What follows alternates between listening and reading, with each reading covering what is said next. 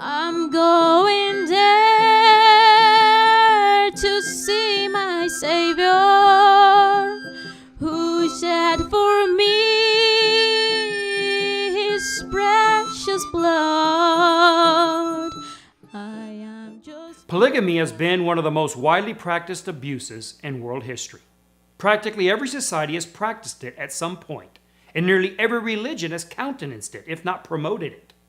Only one major religion is the exception: Christianity. Christianity is the only religion and culture that has historically, doctrinally, practically, and universally opposed polygamy. Not Judeo-Christianity, just Christianity. Judaism's patriarchs were all polygamists, with the sole exception of Isaac, and their kings were polygamists. Even though the law of Moses clearly prohibits the king from having multiple wives, none of their leaders upheld the commandment. But Jesus and his apostles were ardent monogamists, both in doctrine and in practice. Jesus condemned adultery and divorce on the basis of an anti-polygamist argument. That is, God made one man and one woman for life.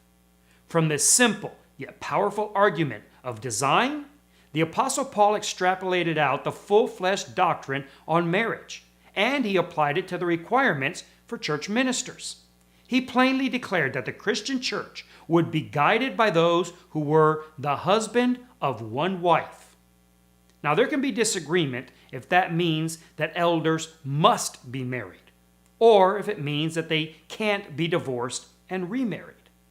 But there can be no honest disagreement that polygamous relationships are disqualifiers. The Christian doctrine regarding polygamy is one of the strongest evidences of its historical and doctrinal view on women. Now, notwithstanding the ignorant maligning by modern unbelievers, Christianity has single-handedly ended polygamy wherever its influence has extended.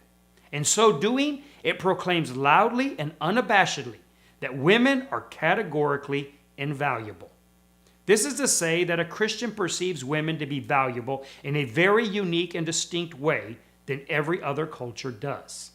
A polygamous culture values women the way they value precious gems, as something to be collected. In fact, women are often compared to diamonds.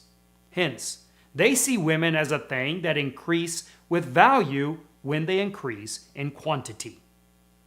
But Christians value women in a way that doesn't have an economic metaphor. A Christian man values a woman as the piece that completes him, as the part that makes him whole, as the one that can fulfill what he is lacking and fix where he is broken. And he values that woman as the one and only one that can do it. A Christian man understands that two women would not make him twice as whole.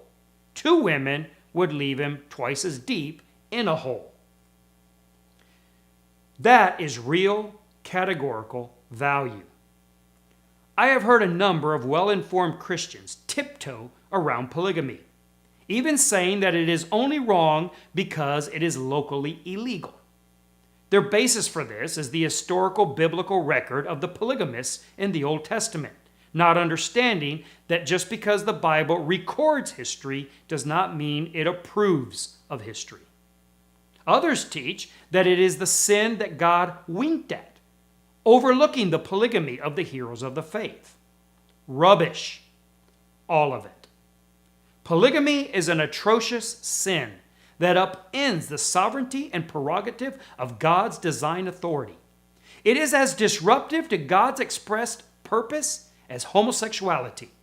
And by volume, it has impacted far more people. And polygamy not only debases women, it also debases men. God expressly proclaims that he purposefully designed one man for one woman. He had the residue of the Spirit. He could have easily manufactured 72 virgins for Adam. But instead, he handcrafted one helpmeet. His stated purpose? That the man would seek a godly seed and enter into an exclusive and sacred covenant relationship with that one and only beloved. I'll soon be free from every trial, and this from will